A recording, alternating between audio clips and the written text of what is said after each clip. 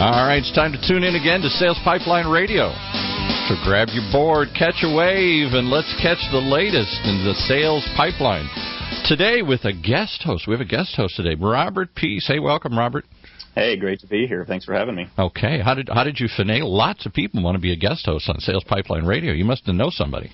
Yeah, I know. So I actually work with Matt at Heinz Marketing. He's off gallivanting around the country building funnels or something at this stage, and gave me the keys today, so hopefully I'll earn my keep and be invited back. I run a practice group there at Heinz called Pipeline Performance, so we help companies with identifying, engaging, converting customers, kind of top to bottom.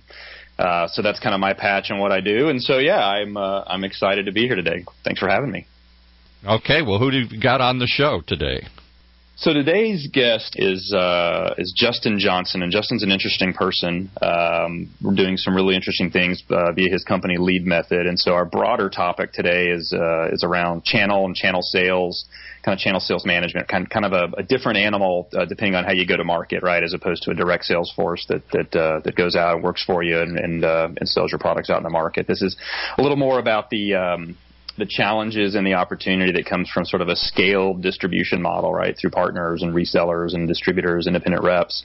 And so that's what LeadMethod sort of focuses in on, and Justin's wildly knowledgeable about it, and I hope he has been able to connect in and join us today. Justin, are you there? I'm here. Yeah, thanks, Robert. Excellent. Well, thank you for making the time today. Definitely appreciate you adding some expertise and some input into this topic. So, I have known Justin and known about LeadMethod for some time in the spirit of full disclosure here. So I was very involved in getting this guest onto the show today. So LeadMethod is doing some cool stuff. I feel good about the value they're sort of showing their customers. And so, Justin, can you just tell me a little bit about what LeadMethod's all about, right, and kind of the problem you guys solve? Sure, absolutely. And again, thanks for having me. As you pointed out earlier, there's fundamental challenges that are unique to selling through a network of channel partners versus those that are direct. Companies that sell direct with an internal sales team often would put a CRM in place, and they can get pretty strong engagement and feedback from their sales folks. They're required to utilize these CRM products to update management and everyone else on opportunities and leads and what's going on in their pipeline. And as you mentioned, the channel environment has quite a few additional challenges. They're independent companies selling products, and to get that critical engagement from those groups and feedback on what happens with leads and opportunities and ultimately understanding your sales pipeline for planning and lots of different elements is difficult. And that is the sort of problem that we look to solve, is channel sales enablement, channel sales engagement, and also the critical feedback to run a sales game. Thanks for sort of giving us that quick snapshot. In the work that I do and the work we do at Heinz, we look at how companies go to market, how they sell, how they can be more efficient in that. And what's interesting here is we take a funnel-based view of the world. You sort of look at what a marketing engine can do to generate leads, and then those get passed into the sales team at some level of qualification, and then you have this wonderful visibility sort of end to end. In this situation, if I'm not in control of all the pieces or even using the same systems, what am I doing? Am I sort of trying to track things down via email and sharing spreadsheets and always kind of confused if what I'm doing as someone who sells through a channel is actually working? You hit it right on. There's so many different elements. A company that sells through a channel is working hard to generate leads and opportunities, whether through advertising or relationships with partners or any different elements like that. And that work is essentially passed on to that partner network to follow up, to work deals, to understand what's going on. And there's certainly a communication and collaboration gap there. Two independent companies coming together to collaborate and communicate, but there's not a sort of single point system or an easy to engage system. A lot of that falls apart. So the challenge for the ultimate sort of company that's selling through these channel partners is how do you get the data how do you get enough data to sort of make conclusions both on the channel, your ROI and your marketing efforts, what your pipeline looks like. It's a lot of times our clients refer to it as flying blind, run a team without the data that's necessary to really make the right decisions and conclusions on what's going on. Yeah, so sort of a black hole of information that exists. And do you all work with companies that sort of use this as a primary way to go to market, or is this do they have a field sales force and this is sort of augments that through distributors and independent reps? Yeah, it's a really good question. Companies are built all sorts of different ways. Some companies will sell 100% through the channel. Some companies will sell, percentage, maybe 60% through a channel, and then they have direct sales forces that are working with the large sort of OEM accounts or larger relationships. And so, it's important to recognize the differences in these groups and how they sell. And we've spent a lot of time and research over the years really becoming the expert in this model. We had to in order to build, the system years ago to fit it. And so a lot of the companies, several companies use our system to manage their channel and to really run leads and opportunities and track of those that are selling 100% through the channel. We have a lot of scenarios where unique or CRMs such as Salesforce or Microsoft Dynamics or some of the large ones, Oracle, they're able to understand what's going on with their direct sales team, but then they need to know what's going on with the channel. And so LeadMethod, for instance, integrates with all major systems to give that complete picture back into the CRM. But we're really, really focused at, and the big challenge here is engaging the distribution group, and that's the key, and then collecting the critical feedback in order to understand what is happening with leads, what's happening with opportunities. For example, in the pipeline, what are these deals worth and when are they expected to close? That's just information that companies that sell through partners just don't understand and don't know. Yeah, so that's the classic sort of, if I have a CRM system, why isn't this covered by that, right? Or maybe I do have a CRM system and I've kind of set up a partner portal or something for all the independent folks I work with or the partners I work with. Is that why this falls apart? Is that it just isn't necessarily configured to do that? There's no way to do this closed loop sort of visibility and reporting. I mean, what's the biggest reason that my deployment of Dynamics or of Salesforce is just not going to cut it in this model? That's an excellent question. You really have to look at fundamentally why CRMs were built, right? It's a customer relationship management system. So understanding what customers have bought, maybe who they bought it from, what product they're involved in, the price. And then they sort of morphed into a bit more of a lead management system. And those lead management systems are great for internal teams. They can take the time in the investment in the training, sometimes 6-8 hours of training. The support's there. You've got a consultant, Salesforce consultant on staff to sort of work through those challenges. Now you look at the channel engagement aspect of it, right? And what we hear over and over and over is that channel partners have their own business processes, and they've worked hard at that. They've got their own software. They've got their people. They're working with the definition of channel partners. Typically, they sell for lots and lots of different companies. Logging into a company's sponsored CRM, for one, they have to log into it, and two, they have to learn software. And that is just fundamentally a deal breaker when it comes to these channel partners. They're not going to invest that much time and energy in order to use heavy systems like CRM. They're amazing. Salesforce, for example, can run most elements within an organization, but it's heavy, and it takes a lot of time to learn it and to be efficient at it. And that's just fundamentally a deal breaker when it comes to the channel partners. Interesting stuff there. So tell me about what kind of companies kind of have, I guess, this biggest need or this biggest challenge, or even, I guess, more narrowly focused. Like who is it that you help? What kind of companies do you guys work with? Yeah, that's a great question. Broadly, it's any company that sells at least 60 to 70% through a channel. That getting the information and the engagement from the channel partners is significant enough to sort of solve that problem. Right now, and so that could be any company. We're seeing med device, financial services, typically insurance. Where we're focused now is in manufacturers. A lot of manufacturers sell through a channel of some sort, whether it's reps, distributors, channel partners, or some VAR scenarios. So it could be in the technology space. It could be in industrial equipment. But those type of groups, there's a lot of them out there, and that's really, really solving a key problem for them.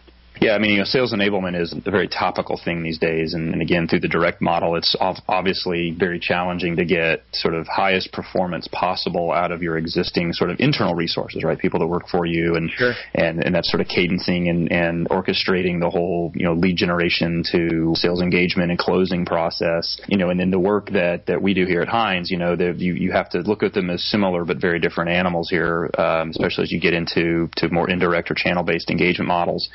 Because you don't control all the pieces, right? You don't control all the systems. You don't even maybe use the same language to describe what is a lead or what is an opportunity. And so then you're scrambling to sort of not only do definitional translation, but you're trying to get everybody on the same song sheet.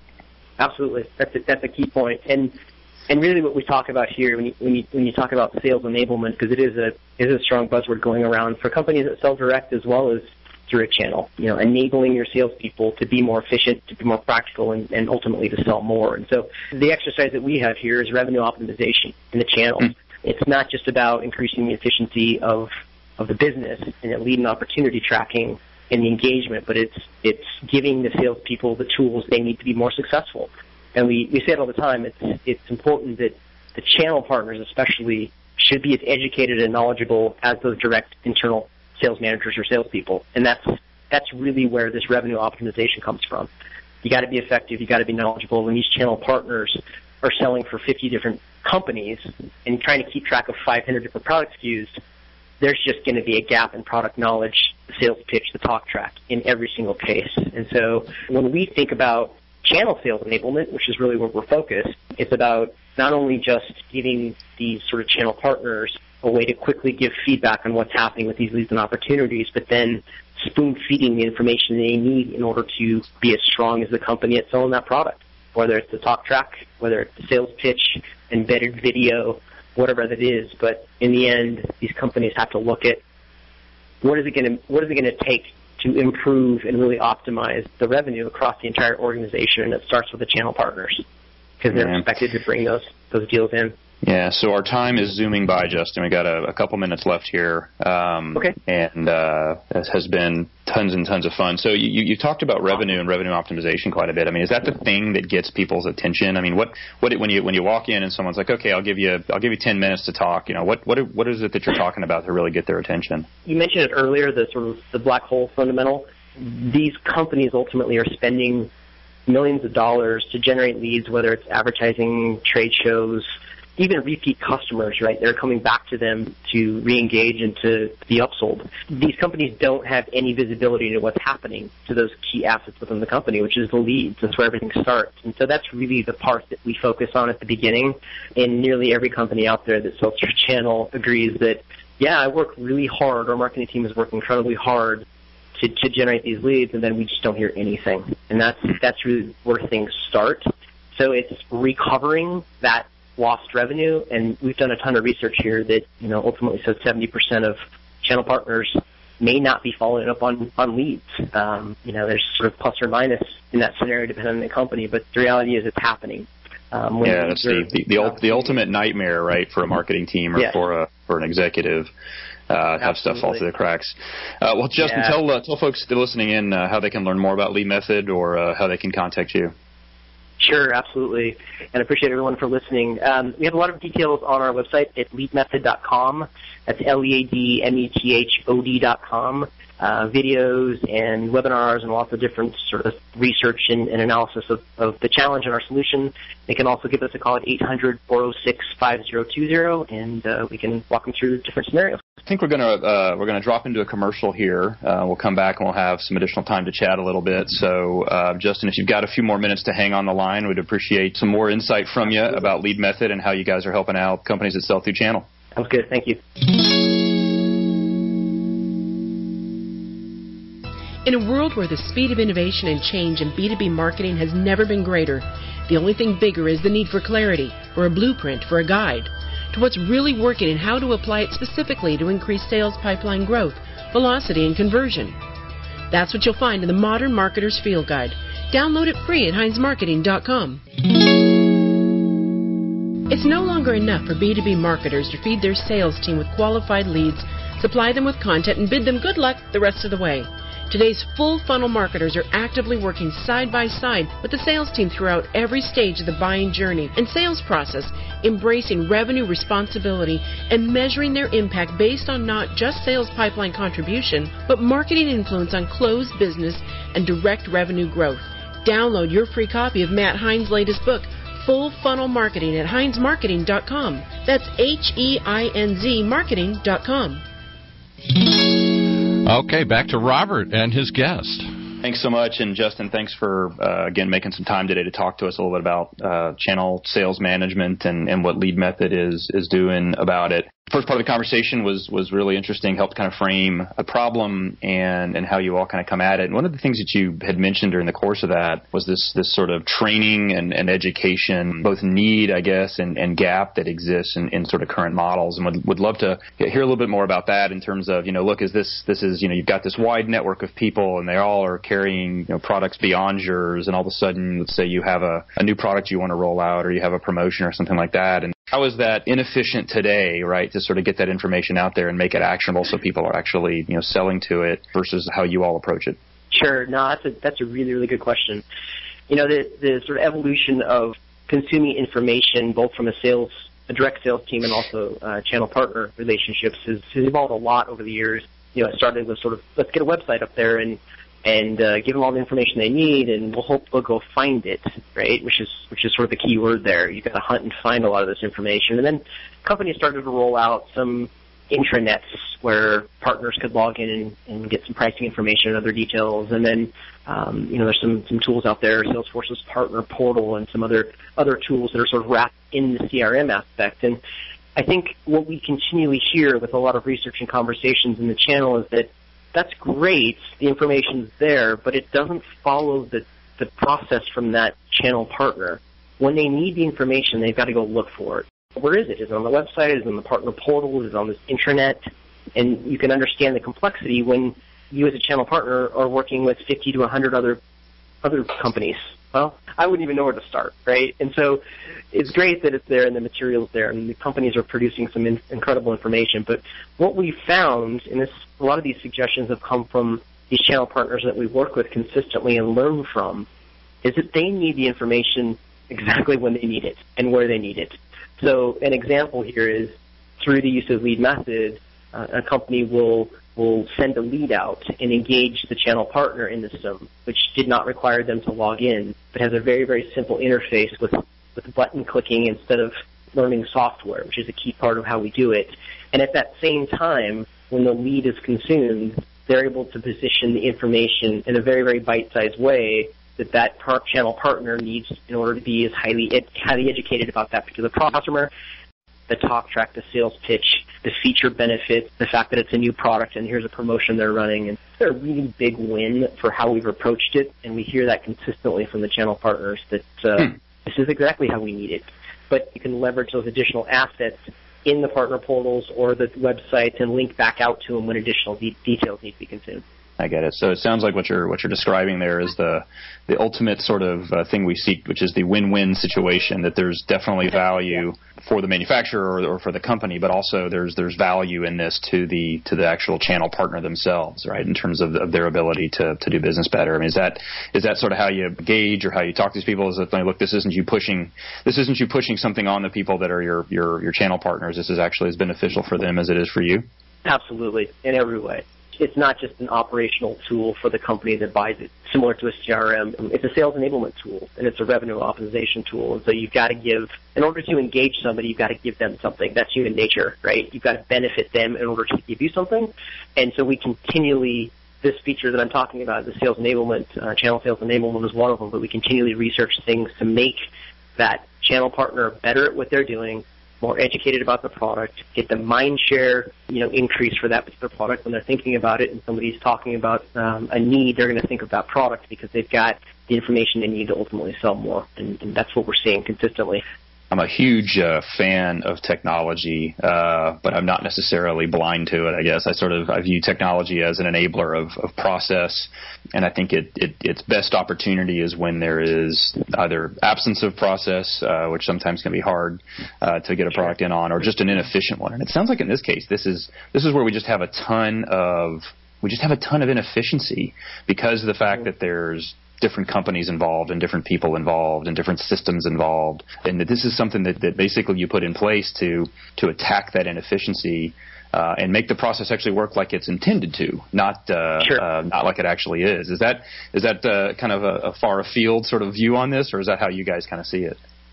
No, absolutely. I mean, like any company and sort of product manager, you've got to identify the problem and you just live with it, and live with that customer, walk in their shoes for time and time, and then you can really understand what's going on. And how we fundamentally approach the situation, and I think this is advice for lots of different companies, is that you really have to understand the business process, and on both sides, especially when working with two completely different focused companies. One's a completely sales-driven organization as a channel partner.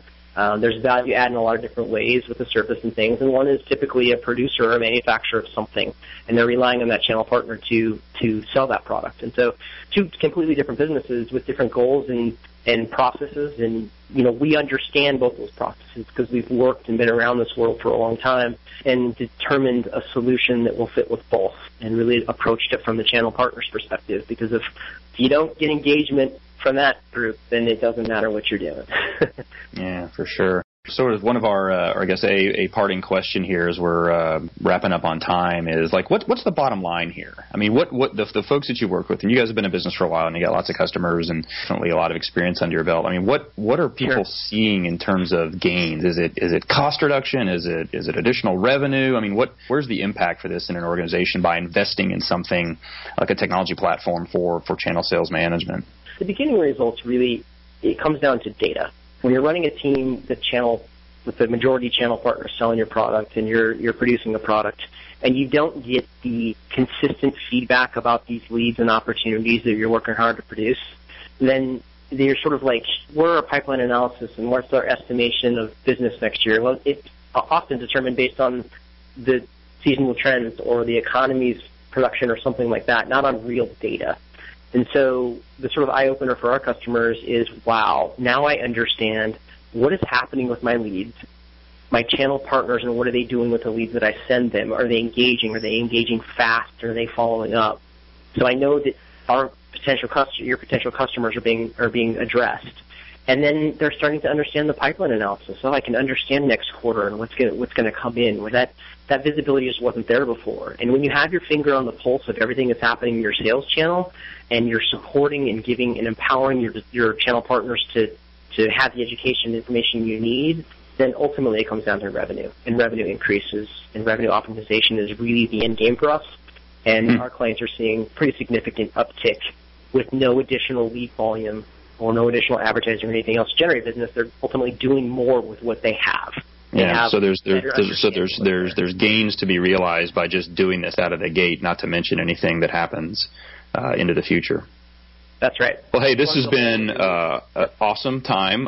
Hopefully I've done Sales Pipeline Radio justice by my involvement today. Justin, thank you so much for your time, for weighing in about not only how you guys are coming at channel sales management, but how LeadMethod is solving that problem in a unique way. Tell the folks again how they can get in touch with you all. Absolutely. LeadMethod.com, LeadMethod.com. A lot of information there, and we'd love to talk to you. And thanks again, Robert. Appreciate the time. Yeah, no, I'm excited we were able to do this, and look forward to any and all feedback from the listeners out there. If you'd like to hear more of me, please vote me up, and I'll have some data to prove to Matt that I'm actually a good addition to the show. But I do appreciate this. This is fun.